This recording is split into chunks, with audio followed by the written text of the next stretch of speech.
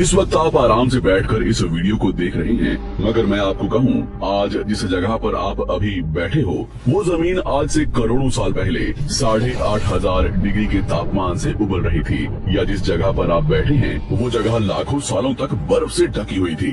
ये दोनों बातें सच हैं। इस 15 मिनट की वीडियो के अंदर आप पृथ्वी के 450 करोड़ साल के सफर को देखने वाले हैं।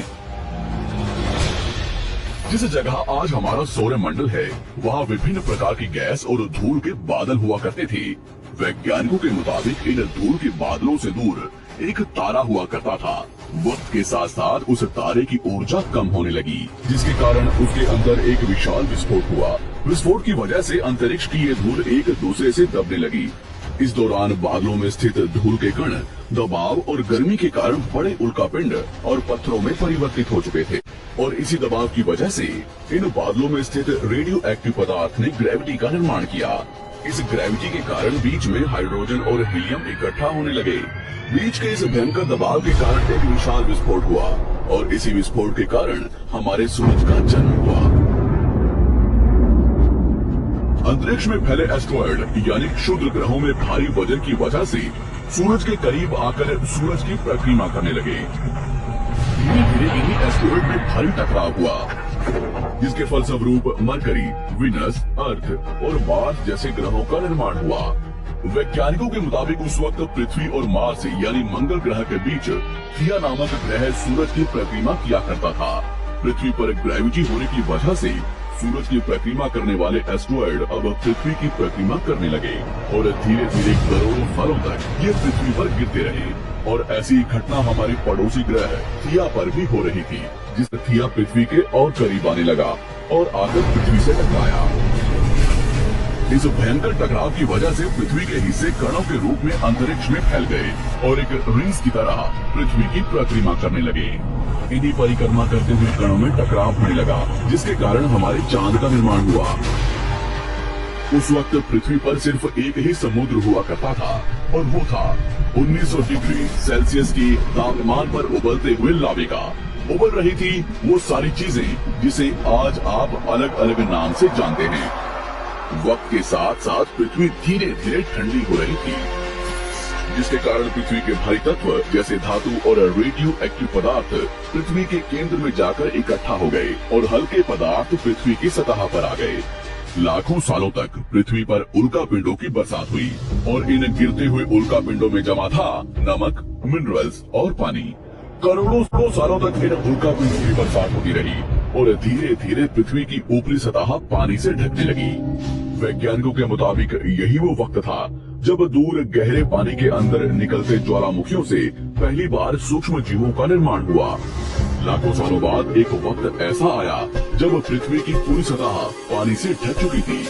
हमारी पृथ्वी के सबसे अंदर का कोर रेडियो एक्टिव पदार्थ से बने होने की वजह से हरदम गर्म होता रहता है, लेकिन जब भी पृथ्वी की ऊपरी जमीन ठंडी हो जाती है, तब पृथ्वी के अंदर की गर्मी बाहर नहीं निकल पाती, जिसके कारण ज्वालामुखियों का निर्माण होता है। और उस वक्त कुछ ऐसा ही हुआ। पानी से ढकी हुई पृथ्वी पर हजारों की तादाद में ज्वालामुखी निकलने लगे, और आने वाले लाखों सालों तक इन ज्वालामुखियों का निकलना जारी रहा, जिससे पानी के ऊपर जमीन का निर्माण हो रहा था। इस वक्त भी पृथ्वी पर वातावरण न होने की वजह से अंतरिक्ष से उल्कापिंडों की बरसात हो रही थी। पृथ्वी की ऊपरी सतह पानी से ढकने लगी। वैज्ञानिकों के मुताबिक यही वो वक्त था जब दूर गहरे पानी के अंदर निकलते ज्वालामुखियों से पहली बार सूक्ष्म जीवों का निर्माण हुआ। लाखों सालों बाद एक वक्त ऐसा आया जब पृथ्वी की पूरी सतह पानी से ढक चुकी थी।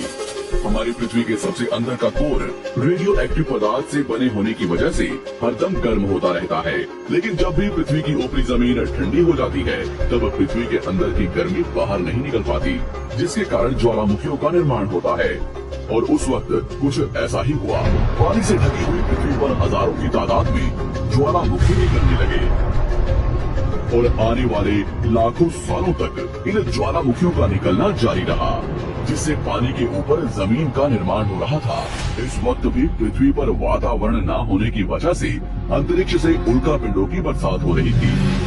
आज से लगभग 300 करोड़ साल पहले पृथ्वी पर ऐसा वक्त आया जब पृथ्वी का वातावरण लगभग स्थिर होने लगा था। ज्वालामुखी निकलने धीरे हो गए थे, और पृथ्वी का एक दिन 12 घंटे का हुआ करता था। साल बीतते गए और धीरे धीरे ये सूक्ष्म जीव विकसित होते गए और समूह में रहने लगे। आज से लगभग 250 करोड़ साल पहले पहली बार पृथ्वी पर ऐसे जीवों का निर्माण हुआ जो जीने के लिए ये पानी के अंदर के मिनरल्स यानी खनिज पदार्थ और धूप का इस्तेमाल करते थे और मल त्याग के रूप में ऑक्सीजन बाहर निकालते थे।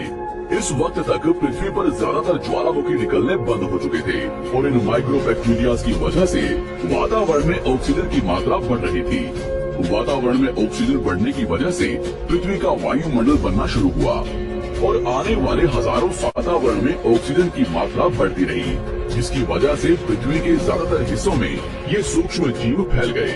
हजारों सालों बाद एक वक्त ऐसा आया जब पृथ्वी में ज्यादा ऑक्सीजन बढ़ने के कारण ये सूक्ष्म जीव मरने शुरू हो गए।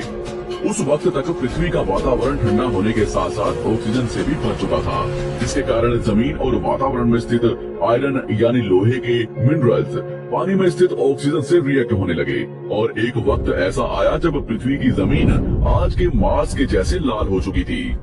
वक्त बीतने के साथ साथ धरती की टेक्टोनिक प्लेट्स में दरार होने लगी, जिसके कारण पृथ्वी के अंदर का लावा जमीन की तरह कई लाखों सालों तक खुला उबलता रहा और यही वो कारण था जिसके कारण पृथ्वी के वातावरण में कार्बन डाइऑक्साइड की मात्रा बहुत बढ़ गई और पृथ्वी पर एसिड की वर्षा शुरू हो गई। एसिड रेन की वजह से पृथ्वी का तापमान घटने लगा और तापमान इतना घटा कि पृथ्वी के ऊपर स्थित पानी बर्फ में परिवर्तित होने लगा।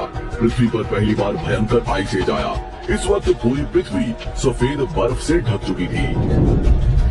आमतौर पर जब धरती पर सूरज की किरणें गिरती हैं, तब जमीन उन किरणों को सोख लेती है, मगर क्योंकि पूरी पृथ्वी बर्फ से ढक चुकी थी और क्योंकि बर्फ सफेद और चमकीली होती है, जिसके कारण सूरज की किरणें धरती पर गिरने के बाद वापस चली जाती थी। इसी कारण से पृथ्वी कई लाखों सालों तक बर्फ से ढकी रही, मगर फिर से पृथ्वी के अंदर स्थित गर्मी ज्वालामुखी के रूप में निकलना शुरू हो गई और इन ज्वालामुखियों से निकलने वाली गर्मी ने बर्फ को पिघलाना शुरू कर दिया। इसी बीच पृथ्वी की गहराई में बचे कुछ सूक्ष्म जीव धीरे धीरे बदल रहे थे और अब वो ऑक्सीजन को अपने शरीर को बड़ा और जटिल बनाने के लिए इस्तेमाल करने लगे थे। इस बीच पानी में अलग से भी छोटे समुद्री पौधे निकलने शुरू हो चुके थे। बाहर जैसे जैसे ज्वालामुखी निकल रहे थे, वैसे वैसे वातावरण कार्बन डाइऑक्साइड की वजह से गर्म हो रहा था।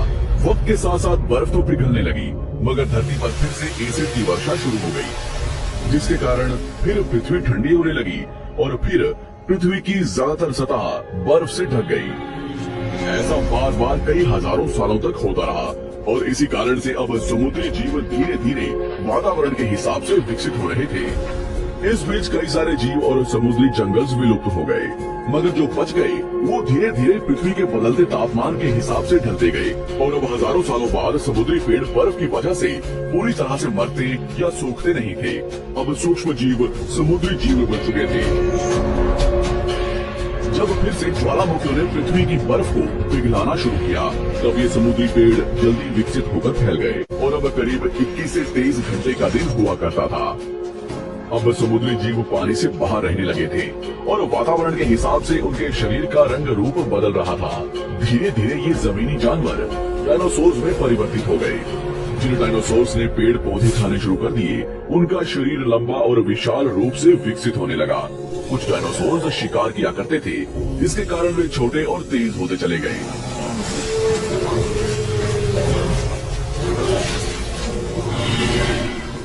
पृथ्वी की ऊपरी जमीन एक जगह इकट्ठी होने के कारण ज्यादातर जमीन रेगिस्तान और बंजर हो चुकी थी। ज्यादातर जंगल समुद्र के करीब हुआ करते थे, जिसमें डायनासोर्स रहा करते थे। आज से लगभग 20 करोड़ साल पहले पैंजिया महाद्वीप टूटना शुरू हो गया। पैंजिया के विभाजित होने की वजह से पृथ्वी की ज्यादातर ऊपरी जमीन पानी के संपर्क में आने लगी, जिसके फलस्वरूप पृथ्वी पर हरियाली बढ़ती गई, जिस वजह से डायनासोर्स और ज्यादा विभिन्न और विशाल होते चले गए। डायनासोर्स ने आने वाले लगभग 20 से 30 करोड़ सालों तक पृथ्वी पर राज किया। उस वक्त डायनासोर्स समुद्र से लेकर जमीन और आसमान तक पूरी पृथ्वी पर राज किया करते थे। इस दौरान अफ्रीका से टूटा भारत सीधे आकर आज के तिब्बत से टकराया। और इस टकराव की वजह से हिमालय का निर्माण हुआ। आज से लगभग 6.5 करोड़ साल पहले पृथ्वी की तरफ आज के माउंट एवरेस्ट से भी बड़ा लगभग 4.5 लाख करोड़ किलो जितना वजनिया उल्कापिंड लगभग 80,000 किलोमीटर प्रति घंटे की स्पीड से पृथ्वी की तरफ आ रहा था। पृथ्वी की सतह को छूते ही उसमें भयंकर आग लगी और वो जलते हुए सीधा पृथ्वी से टकराया। इस टकराव से निकलने वाली ऊर्जा आज के 10 करोड़ परमाणु बम एक साथ फटने के बराबर थी। जहां ये उल्कापिंड गिरा वहां के जानवर और पेड़ तुरंत भाप बनकर जल गए। गिरते ही पृथ्वी पर पूरी तरह धूल फैलने लगी। समुद्र में भयंकर बाढ़ आने लगी। भूकंप और आग ने पृथ्वी को जलाना शुरू कर दिया। कुछ ही घंटों में पूरी पृथ्वी के वातावरण में हानिकारक गैस और धूल की वजह से पृथ्वी नर्क हो चुकी थी। डायनासोर्स, घुटन, आग और भूखमरी से पूरी तरह विलुप्त हो गए। इस वक्त हमारे पूर्वज जमीन के अंदर रहा करते थे, जिसके कारण वो इस विशाल प्रलय से बच गए। पृथ्वी का वातावरण पूरी तरह से काला और अंधेरा हो चुका था, जिससे धूप भी जमीन तक नहीं पहुंच पा रही थी। पृथ्वी के पेड़ और ज्यादातर जानवर विलुप्त हो गए। वातावरण में धूल और हानिकारक गैस के कारण पृथ्वी पर फिर से एसिड की वर्षा शुरू हो गई और फिर पृथ्वी ठंडी होकर बर्फ से ढक गई। लेकिन इस बार पृथ्वी की बर्फ लाखों सालों तक नहीं जमी रही और 80 से धीरे धीरे वातावरण में ऑक्सीजन की मात्रा बढ़ने लगी और पृथ्वी पर होने वाली एसिड की वर्षा कम होने लगी। वातावरण में ऑक्सीजन आने की वजह से पृथ्वी की ओजोन लेयर्स मोटी होने लगी और आज से लगभग 47 करोड़ साल पहले पृथ्वी की ऊपरी सतह पर पहली बार मोसोस नामक प्लांट उगना शुरू हुआ। वक्त के साथ साथ जमीन पर अलग अलग प्रकार के पौधे और पेड़ उगना शुरू हुए।